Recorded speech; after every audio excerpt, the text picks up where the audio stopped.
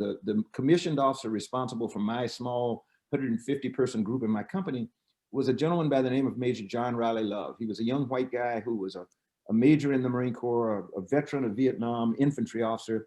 He was absolutely spectacular. He reminded me of my dad.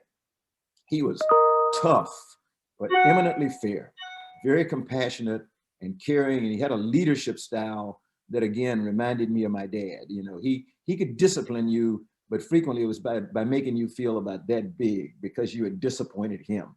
So he made you feel really bad when you didn't live up to his expectation.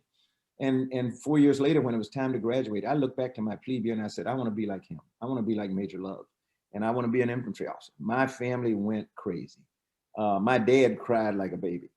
Everybody in my family cried because they knew what a Marine did, and they knew what the expectations were with Vietnam raging.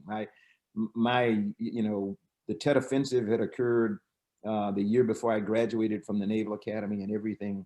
But I just decided I wanted to be like him. And when I accepted my commission and went to Quantico, Virginia for 6 months of what we call the basic school, I found out one thing: I did not like crawling around in the mud.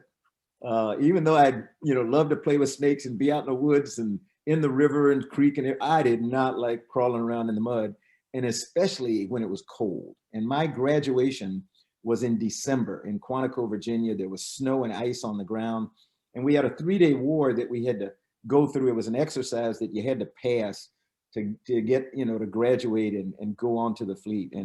And I thought I was going to freeze. And coming out of that exercise, I went home and I told my wife, I think you're right. She had always tried to get me to decide I was going to accept an aviation option I brought from the Naval Academy and go to Pensacola to flight school. And I said, I don't want to go to flight school. I don't want to fly airplanes. And I came home after the 3-day war and I said, I think you're right. Let's go to Pensacola. And so I went in the next day and told my company officer, okay, I want to go ahead and accept my aviation option, and I'll go to Pensacola. And we went down and I started flight training. Very first time I got in an airplane and we lifted off, I could not believe it. I couldn't believe the thrill, the feeling and everything. And I fell in love with flying that day.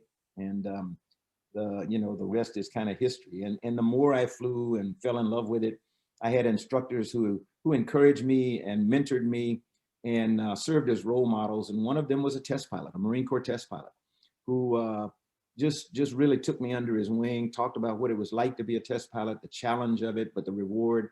And I decided that, okay, I want to be a test pilot one of these days. And so that's what I started trying to do from my first day in a Marine Corps squadron. It took me, it took me about 6 years to finally get the Marine Corps to accept me into test pilot school. But I went there. And as I said, that's where I met Ron. But